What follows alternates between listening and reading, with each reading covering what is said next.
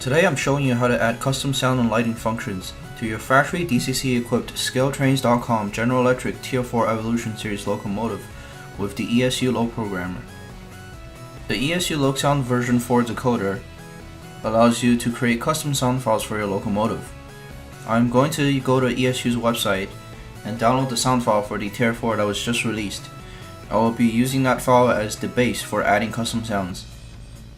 Before you start making any changes, it is a good idea to put the locomotive on the track and import all of its existing settings into the sound file. This way you don't end up losing your existing settings when the sound file is written over. For this video, I'm just going to add a hotbox detector radio transmission into the sound file as a demonstration. Go to the Sound tab and select an empty sound slot.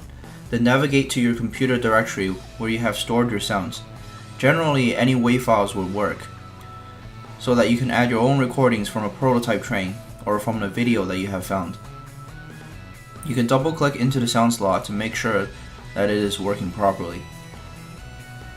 For this sound slot, it is very simple. The decoder simply plays the hotbox detector message when the function button is pressed. Navigate to the decoder tab and then the function mapping tab. Here I'm going to assign hotbox detector message to one of the free function buttons, which is function 14. This means that if I press F14 on the DCC controller, the custom radio message will play once. After you have finished assigning the function, you can click on the programmer menu and then write sound data. Wait about 20 to 25 minutes for sound files to load, and then you are done.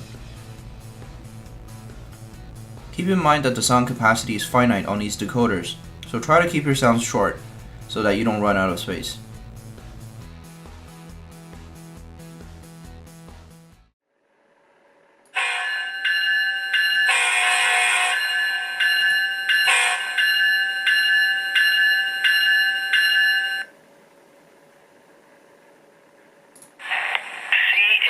Detector, file 117.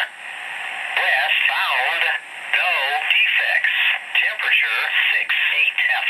Total axles 28. Speed 23. Detector out.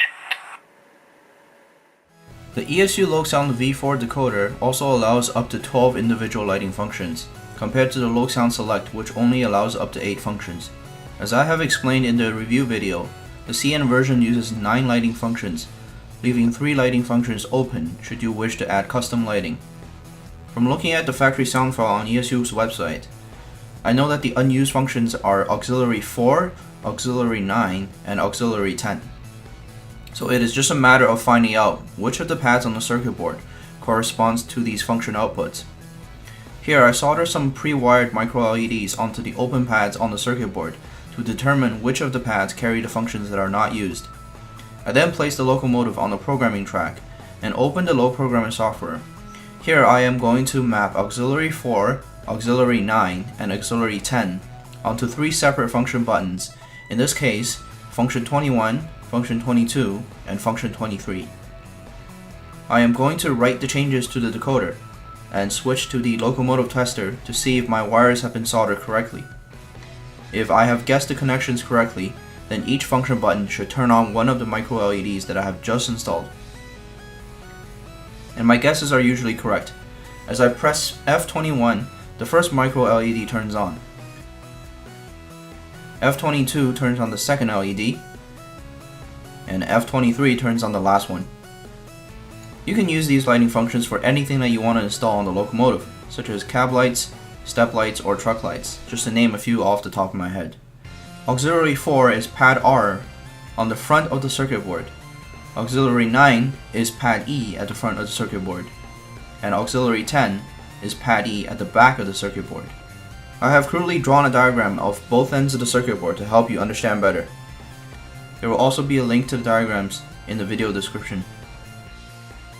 This is my locomotive with the step lights and the truck lights installed. I have mapped this custom lighting function to function 15, which was the next open function button, but you can use any function button that's not already occupied.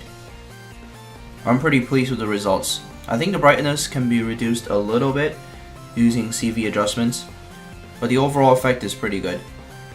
If you want to see more photos of the lights, you can head over to my Facebook page. And that concludes this short video on how to make your amazing Scale Trains Tier 4 GEVO even better with custom sounds and custom lights. Thanks for watching, and I'll see you in the next video.